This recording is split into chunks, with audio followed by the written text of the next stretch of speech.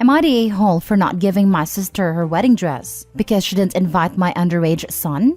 Plus updates. I, 40 male, have a sister, 30 female, who is getting married in a week. The groom proposed to her a year ago at a family dinner that left everyone speechless, but very happy for them as they are longtime companions. During this dinner, my sister asked my son, 17 male, to make her wedding dress. My son has always loved design and fashion. He took technical courses in these areas and sewing, and even his friends keep asking for his clothes because they are so beautiful. He agreed but said that he needed time and that he would need her opinion constantly. At first, my sister was very annoying. My son drew about 50 dress designs in a month, and she only liked one, which he continued with. He sewed it with great quality fabric, which I paid for as I wanted to get involved in a certain way. For 5 months, he made several adjustments to suit her wishes, and she always complained about something. After a while, he arrived at a final model, and it was just amazing. My mother cried seeing my sister in the dress, and I confessed that I almost got emotional too. The problem was that, last week, my son came to talk to me about the wedding invitation that had not arrived for him, but for other family members.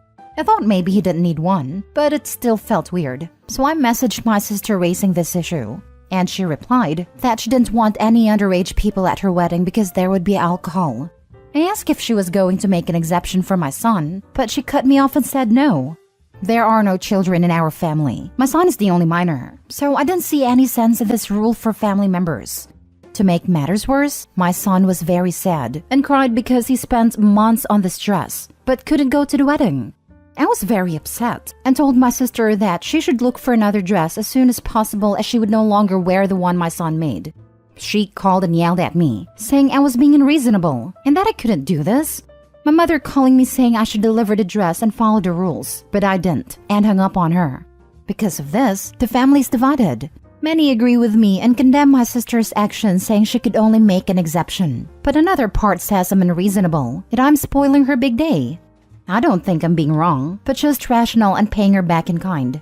So am I the a-hole? Now for the top comments before reading the updates. Not the a-hole. He should go and wear the dress. Would definitely be unexpected. So your sister can't have children at her wedding, but use your son as child labor to make her wedding dress? She's the a-hole. He's responsible enough to make a wedding dress, but heaven forbid he should be around alcohol. Who knows what would happen? Well, if he's not invited, he doesn't need to give a gift. She should pay for the dress. And if she doesn't, you're not a-hole. And it should be the full retail cost for a similar dress. Oh, I'd rather put a price tag on that thing. That equates to how much she hurts her nephew. Like $10K. If she doesn't like the price, she can find a different dress in a week. Now for the first update. First, I would like to thank all the comments and suggestions. I really didn't expect my post to resonate so much. I talked to my son about the suggestions you guys gave me and he agreed to sell the dress at a market price. He calculated the price of everything and the value is quite high. We sent the proposal to my sister and she hated it. She said she couldn't afford it because it was too expensive and it should be a gift because she is family. I responded by saying that it was too easy to say she was family to get a free dress, but not enough to include my son. She cried on a call and begged me to not ruin her day, but I didn't call because that to me was BS. At no point did she offer to just let my son go, nor apologize for it.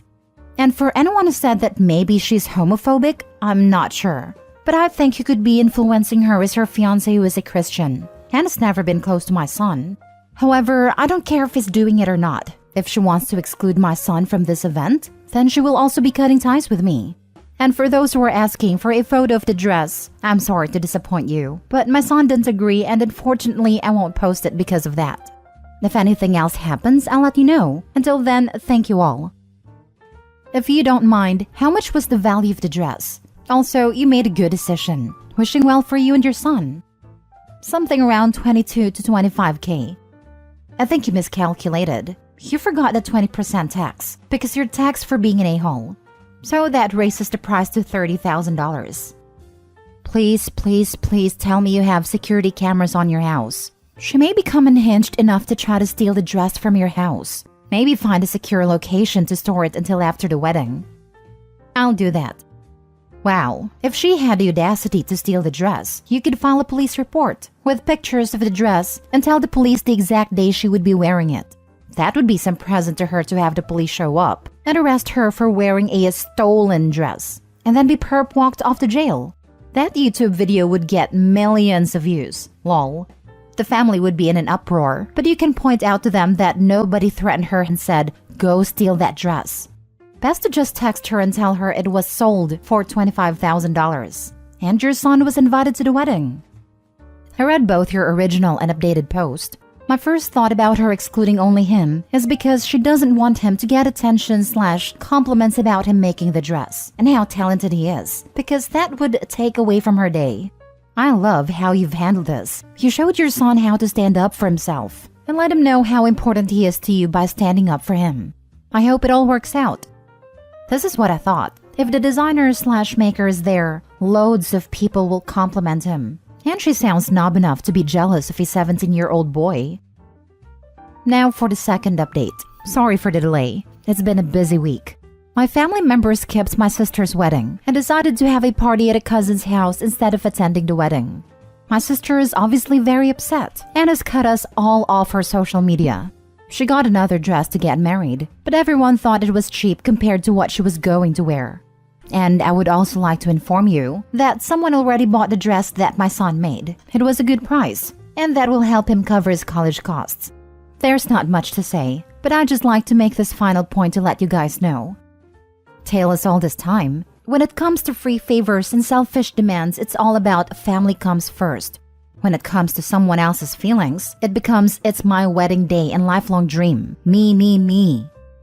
Exactly. If my mother pulled the but family thing to me, I'd be, yes, exactly. My son is my family and my priority. It is my sister who has forgotten family. Also, the other response would be, since when are people obligated to give gifts at weddings, of which they have not been invited to and have been specifically banned from attending? I'm glad Dad stuck to his guns. She violated 3 major etiquette rules. That as far as I'm concerned, it's a 3-strike situation. 1. You don't expect wedding gifts from people not invited to your wedding. 2. You don't expect minor children to give you a gift worth tens of thousands of dollars. And 3. If a family member does a major favor that helps make your wedding, like photography, cake, flowers, etc., they get an automatic invite and are publicly thanked in the wedding speeches at bare minimum, because they deserve recognition and respect for their hard work and skill. Imagine how simple this could have ended. Kid is invited and thanked with 1 sentence in wedding. Everybody's happy. No money, no issue, nothing. Opie's sister seriously expected to get her wedding dress for free and get away with not inviting her nephew who did a whole dress. This entire situation could have been avoided if she just invited Opie's son. It's wild. I don't understand how she would think she could do that. Just invite the lad. He's essentially gifted her $20,000+, which is likely the most expensive gift she'll get. Next story. Am I the a-hole for uninviting my mother-in-law for my wedding after she tried to sabotage my wedding dress? My future mother-in-law has never been a fan of me, 26 female, for the entire duration of mine and my fiancé's 29 male relationship. I'm honestly not sure why it is that she's always disliked me and been cold to me. But after multiple attempts over the years to build some type of relationship with her, in the 4 years we've been together, nothing has worked. She couldn't care about me, up until the wedding planning started a few months ago. My fiancé and I are paying for majority of the wedding ourselves, while my dad and stepmom are financially contributing as well. Mother-in-law and father-in-law have not contributed at all, but mother-in-law is giving her opinion on things as if she's footing the bill. You should make the themes this color. Make sure you have this dish on the menu to be served. Don't do an open bar. You don't want people being too rowdy. Make sure me, my sister, and cousin are sitting front row at the wedding ceremony, etc., etc. My fiancé and I are absolutely sick of this. Every time she tries to give an opinion, we politely shut it down and tell her we have it under control, but she just never gets the hint. But before she became such a nightmare, I regretfully invited her to come dress shopping, because I didn't want her to feel left out. Well, a few weeks ago, we went dress shopping. My mom and close friends came too, and I found my dream wedding dress. I have a curvy hourglass figure, and I found a dress that shows off my figure perfectly and makes me feel gorgeous. The dress is kind of revealing, low cut on the chest and mermaid style, but it's nothing I'd be ashamed of my family and friends seeing me in. My mother-in-law, on the other hand, have hated the dress I chose. She made sure to express that to me multiple times. She even went as far as to say, "This is a wedding, not a strip club. I don't like it." Well, I bought the dress anyway since I'm the one paying for it after all. Then last night, while my fiancé and I are cleaning up after dinner, I received a call from the shop I ordered my dress from. They were calling me concerned because apparently a lady, my mother-in-law, called them pretending to be me and wanted to switch the dress I chose to a more appropriate dress. The sales associate realized that it wasn't my phone number that called to make the change and called me immediately to confirm before they changed the order. I was livid. My fiancé heard the entire conversation and was livid as well. He called his mom to confront her, and she fessed up after denying it a few times. I told her if she's so bothered by my dress, consider herself uninvited from the wedding, and hung up on her. Safe to say, she is not happy. She's been calling both my husband and I nonstop, trying to defend herself, but I've had enough. I feel bad for my fiancé though because he won't get to have his planned dance with her. Did I take it too far? Am I the a-hole? Not the a-hole. Nope, nope, nope. If she's doing this before the wedding, what will she do at the wedding?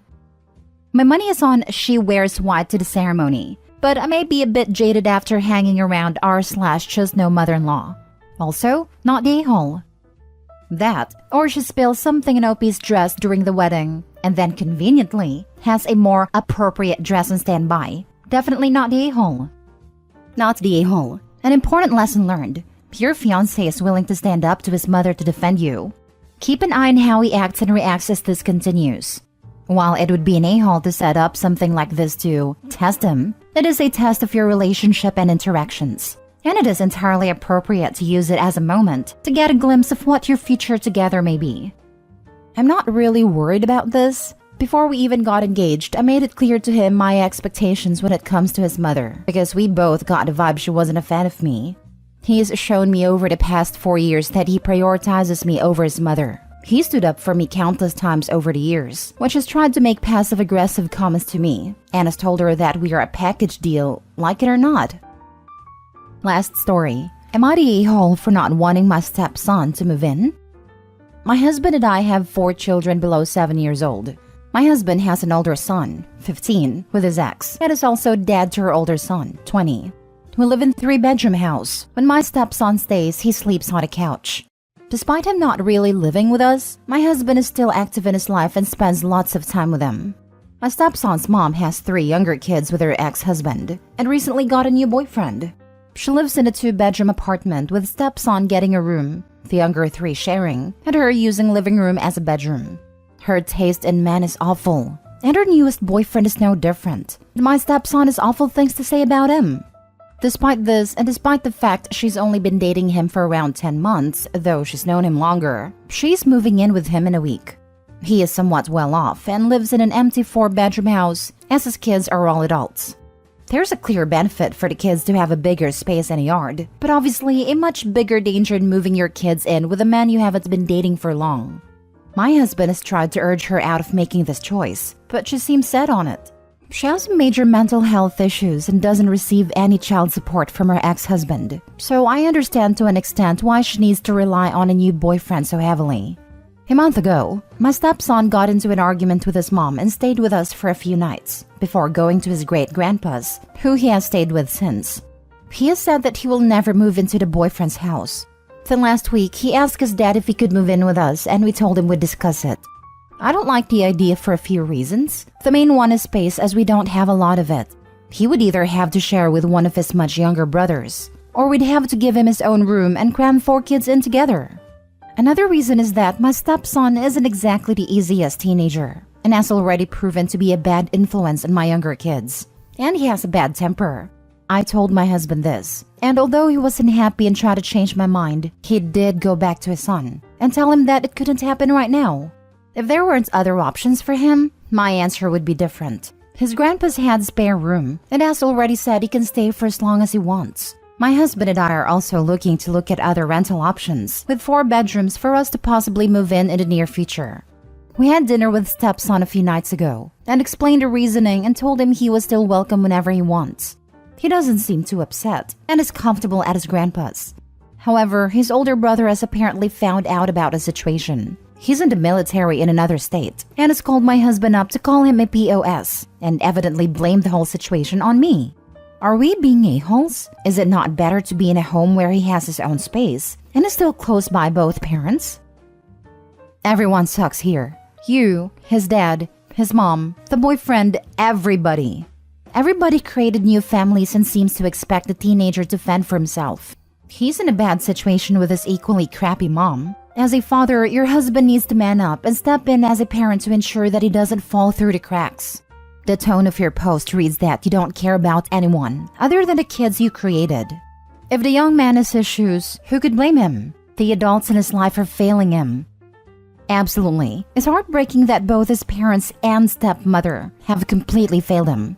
I have a feeling the supposed search for a 4-bedroom house will never happen, and I doubt OP's seriously trying to fix the issue here. Especially since if they truly were trying to find a new place, then why mention all the other reasons she does not want the stepson living with them? I call BS. Everyone sucks here, except the stepson and the grandparent. Thank goodness for those grandparents. Wow, are you the a-hole? Honestly, given everything you just wrote, why is your stepson not already living with you? He and his half-siblings are crammed into a smaller space, with a mother with serious mental health issues, terrible taste in men, and financial woes. And you guys let him sleep on your couch sometimes? Honestly, WTF, lady? Of course he's not the easiest teenager. Look at what he's living through, with no support from his dad or you apparently. And now you turn him away knowing full well what a crappy situation he might be walking into? As far as your dig at his mom's choice in men, I guess that's accurate, because your husband appears to be an absolute crap dad. And I can't say much of his choice in women either.